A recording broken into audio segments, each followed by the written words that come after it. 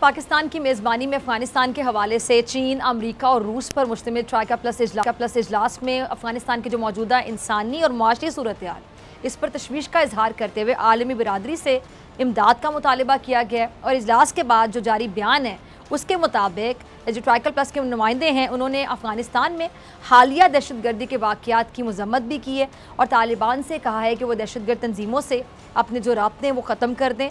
और तालिबान से ये मुतालबा भी किया गया है कि दहशतगर्द तंजीमों को अफगानिस्तान की सरजमीन इस्तेमाल करने की इजाज़त ना दें। अच्छा नाज़रीन, आलमी खबर रसा इदारे AFP की एक रिपोर्ट के मुताबिक 2 दहाइयों से जंग झेलने वाले अफगानिस्तान में अब हालात मज़ीद अबतर हो गए हैं। यानी गुर्बत, भूख और अफलास की वजह से आप हैरान होंगे सुनकर कि वालिदैन ने अपने कमसिन बच्चों और बच्चियों को फ़रोख्त करना शुरू कर दिया ताकि ख़ानदान के जो दीगर अफराद हैं उनको भूख से बचा सकें। इस पूरी सूरत हाल पर बात करने के लिए मेरे साथ हैं सीनियर तज्ज़ियाकार lieutenant general retired Amjad Shoaib साहब। जनरल साहब बहुत शुक्रिया वक्त देने के लिए। जनरल साहब ये जो AFP की रिपोर्ट है इस पर भी आगे जाके मैं बात करूंगी कि वालिदैन बच्चों को फ़रोख्त करने पर मजबूर हो गए, लेकिन पहले जो ट्राइकल प्लस इजलास है इसमें एक बार जो फिर से अफगानिस्तान की जो माली इमदाद है खासतौर पर मईशत की बेहतरी के लिए इकदाम करने पर जोर दिया गया, क्या कहेंगे आप इस हवाले से? देखिए, डोनर्स ने उनको राशन वगैरह खुर्दनोश की चीजें देने के लिए $1.1 बिलियन का वादा किया है, लेकिन अभी तक उस पर अमल दरामद वो रुका हुआ है। उसके अलावा 9.5 बिलियन का इनका अपना फॉरेन एक्सचेंज रिजर्व था अफगान गवर्नमेंट का, जो अमेरिका रोक के बैठा है। नतीजा ये है कि वो वक्त एक जबकि अमेरिका सारे खर्चे उठा रहा था, मगरबी दुनिया सारे उठा रही थी, तनख्वाहें लोगों को मिल रही थी, आज वो चीज नहीं रही। आज वहां पे तनख्वाहें लोगों को 3-3 महीने से तनख्वाहें नहीं दी गई लोगों को। और बाज़ इलाकों में जहां लोग मजदूरी कर लेते थे फसलों वगैरह में, वहां कैद साली की वजह से फसलें भी नहीं है, खुराक की किल्लत हो गई, मजदूरी की किल्लत हो गई, और बाहर से पैसा ना आने की वजह से तनख्वाहें। और अगर $9 बिलियन मिल जाते तो शायद कुछ वक्त निकल जाता, कुछ आप इकोनॉमी में इन्वेस्ट करके इकोनॉमी को कुछ थोड़ा बहुत चला देते। इस वक्त वहां पे हालात बहुत ही बुरे हैं और पैसा जो उनको मिलना चाहिए जायज वो भी नहीं, और इमदाद जो मिलती थी वो तो बंद हो गई। 3 महीने से किसी ने कुछ इनको दिए ही कुछ नहीं। पाकिस्तान थोड़ा बहुत बोझ उठा रहा है। यूरोपियन यूनियन ने €1 बिलियन की बात की है, लेकिन उसमें वो ये कहते हैं कि हम तालिबान के हवाले नहीं करेंगे बल्कि हम NGO थ्रू खर्चा करेंगे वहाँ। अब NGOs की प्रायोरिटीज क्या है, कैसे करती हैं, वो तो अभी तक तय नहीं हुआ, जिसकी वजह से आप देखिए कि वहाँ पे दिन ब दिन हालात बदतर हो रहे हैं और वहाँ कोई पुरसान हाल नहीं। वर्ल्ड फूड प्रोग्राम वाले जो है वो थोड़े बहुत गए हैं वहाँ पे और बाज़ इलाकों में तकसीम किया, लेकिन वो ये कहते हैं कि लाइनें लगी रहती हैं, आपका वो आटा वगैरह तेल जो देना होता है वो ख़त्म हो जाता है और लोग ख़त्म नहीं होते, लोग फिर वहाँ पे मायूस रोते धोते वापस जाते हैं। तो ये हालात हैं वहाँ पे जो कि पाकिस्तान बार बार तवज्जो दिलवा रहा है इंटरनेशनल कम्युनिटी की। और ट्राइका प्लस में भी पाकिस्तान ने भरपूर तरीके से ये बात की कि यहाँ एक बहुत बड़ा इंसानी अलमिया जन्म दे रहा है, इसकी तरफ तवज्जो दें।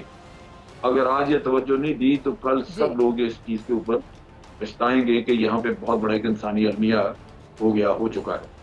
तो ये हालात हैं वहाँ पे। जी अच्छा जनरल साहब, ये जो इंतहाई अफसोसनाक खबरें जो आ रही हैं अफगानिस्तान से, AFP की रिपोर्ट के मुताबिक जो पनाह गुज़ीन है उनमें एक बाप ने रोते हुए ये बताया है कि बड़ी बेटी की $3,350 और छोटी बेटी की $2,800 के एवज़ शादी तय कर दी है। और वालिद ने यह भी बताया कि जो रकम है ये दुल्हा के वालिदैन हमें अभी किस्तों में अदा कर रहे हैं जिससे घर का खर्चा चल रहा है। अब मैं तो क्या कहूँ जनरल साहब, आई एम स्पीचलेस। मतलब ये हालात आ गए हैं, आप क्या कहेंगे? और आलमी बरादरी इतनी बेहसी दिखा रही है इन हालात के बावजूद। एक निस्बतन एजेड कह लीजिए BBC के कॉरेस्पॉन्डेंट वो विजिट करके आए और जब वो अपने BBC अपनी बता रहे थे ये स्टोरी जो देख के आए, उनका फातिमा नामी वहाँ खातून जिसके 7 बच्चे हैं और वो नहीं है, वो एक गार के अंदर उन्होंने रहने का कुछ किया है, लेकिन चूंकि वो खेतों में काम करते थे या खुश्क साली की वजह से फसल नहीं हुई तो सर्दी बढ़ रही है और रोटी नहीं है उनके पास। और वो उसने कहा कि मैं भीख मांग के भी अगर किसी ने कुछ दे दिया तो जिंदगी जो है वो ऐसी नहज पे वहां पहुंची हुई है, जहां एक एक दिन गिनती हो रहा है कि आज आज आज वहां पे ये वाकया हो जाएगा, आज वो हो जाएगा। इसके नताइज बड़े बुरे हैं। अब देखिए कि ये बीबीसी वाले का वो जो सुना, तो वो रोना शुरू हो गया, जो उसने हालात देखे हुए थे, वो लिटरली ही क्राइड। अब चीज ये है कि वहां पे जो अल्टीमेटली तालिबान जिम्मेदार हैं, जिनकी हुकूमत है, उन्होंने अपनी आबादी को पालना है, करना है। उनके पास रह जाएगी एक ही कि वहां पे वो नारकोटिक्स, मनशियात वगैरह, गन रनिंग, ये चीजें बेचें दाएं बाएं और पैसे देके तो अपने लोगों को पालें। अब आप सोचिए कि कितना बड़ा एक पूरी दुनिया के लिए बनेगा जब ड्रग्स जो है वो दाएं बाएं मुख्तलिफ जगहों में, मुख्तलिफ मुल्कों में जाएंगे, उनकी कंसाइनमेंट्स वगैरह। तो ये आलमी लोगों को सोचना चाहिए कि आखिर जिसकी जान पे बनी हुई है वो फिर कुछ कर गुजरेगा। वो फिर हमारे लिए तो बहुत मसला है कि वहां से रेफ्यूजीज भी आने शुरू हो जाएंगे। पाकिस्तान से कुछ चीजें अगर जाना शुरू में स्मगल हुई तो यहाँ कीमतें चढ़ जाएंगी, खाने पीने की चीजों की पहले महंगाई है। तो हमारे लिए तो बहुत इश्यूज है।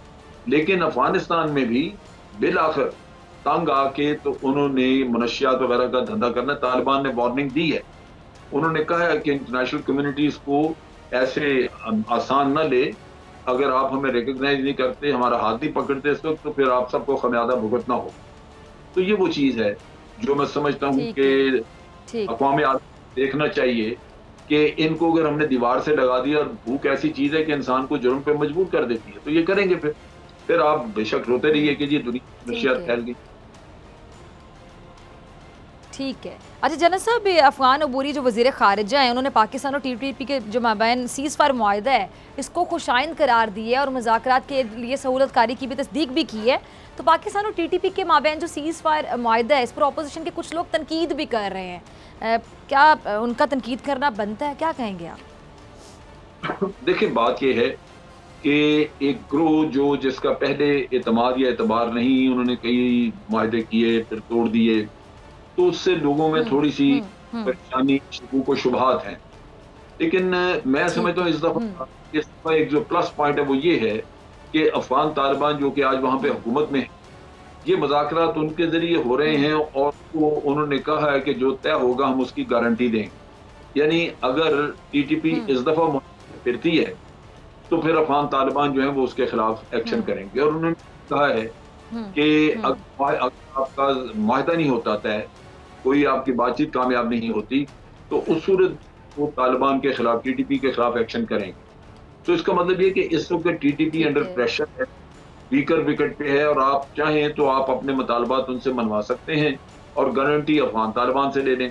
तो इसलिए, लेकिन इसमें इम्पोर्टेंट चीज है वो ये है कि अल्टीमेटली पार्लियामेंट को ये अप्रूव करना चाहिए। हमें ये किसी भी पार्टी को अकेले ये मुआहदा नहीं होना चाहिए, इसकी नेशनल ओनरशिप होनी चाहिए, ताकि तमाम जो हमारे स्टेट हैं वो इस चीज में शरीक हों। वरना आपको पता है कि आर्मी पब्लिक स्कूल वाले लोग, बच्चे जो हैं, वो भी, उनके पेरेंट्स बाहर निकल आते हैं, और कई लोग जो हैं वो बाहर आएंगे जिनके प्यारे मारे गए, तो वो कहेंगे जी आपने इंसाफ देना था, इंसाफ की बजाय इनको माफी दे दी। तो ये मुश्किलात होंगी, इसलिए ये पार्लियामेंट में जाना चाहिए ताकि एक नेशनल कंसेंसस हो, तो फिर ही आगे बढ़ा जाए, वरना ना किया जाए। ठीक है। अच्छा जनरल साहब, ये भारत की ज़रा मैं बात करना चाहूँगी, फिर मुझे आपका शुक्रिया अदा करना है, आखिरी 2 मिनट है मेरे पास। ये जो अफ़गानिस्तान की जो मौजूदा सूरत हाल पर ये वहाँ पे जो इजलास है वो बुरी तरीके से नाकाम हुआ है। अफ़गानिस्तान को दहशतगर्दी से जोड़ने की जो भारतीय कोशिश है उसको तमाम फ़रीक़ैन ने मुस्तरद कर दिया। रूस ने भारतीय मौक़िफ़ को ना सिर्फ मुस्तरद किया बल्कि इससे इख्तिलाफ़ भी किया और एलामिया से अलग बयान भी जारी कर दिया। इसमें मैं आपका कॉमेंट चाहूँगी। देखिए, इसमें पहली बात तो ये है कि ये इजलास कोई मकसद किसी और के लिए या अफगानिस्तान को हेल्प करने के लिए नहीं था। ये सिर्फ एक ड्रामा, एक स्टेज सजाया गया था भारत का अपने लिए कि वो इस खेल में, इस डिसीजन मेकिंग में, इस जो फैसला साजी है उसमें दोबारा एंटर हो सके। तो उन्होंने एक खेल रचाया, लेकिन इसमें जो की प्लेयर्स हैं वो तालिबान थे, पाकिस्तान था। ना पाकिस्तान वहां गया, ना तालिबान गए, चाइना भी नहीं गया। तो इस वजह से वो फिर मेरा ख्याल है कि उनकी वो बात नहीं रही। लेकिन ये है कि वो जो उन्होंने जोड़ने की कोशिश की, दहशतगर्दी वगैरह, पाकिस्तान ने तो बहुत पहले बताया था कि भारत ने 66 कैंप वहां बनाए हुए हैं, तो दहशतगर्द भारत है जो वहां से दहशतगर्दी कर रहा था, तालिबान तो नहीं कर रहे। तालिबान तो अमन की कोशिश कर रहे हैं वहां पे। ठीक है। और यही जो खुरासान वगैरह का चैप्टर ये भारत का पैदा करता था। तो भारत जो वहां पे गन छोड़ गया है वो आज भी इसकी प्रॉक्सीज हैं। उनको ये हो सकता है कि आज भी कुछ न कुछ मदद कर रहे हैं अफगानिस्तान में टर्मोइल क्रिएट करने के लिए। तो भारत बताते खुद मैं समझता हूं कि इसका मुजरिम है सारे जो हालात वहां पे।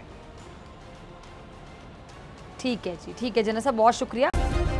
सब्सक्राइब करें और बेल दबाएं ताकि कोई खबर रह न जाए।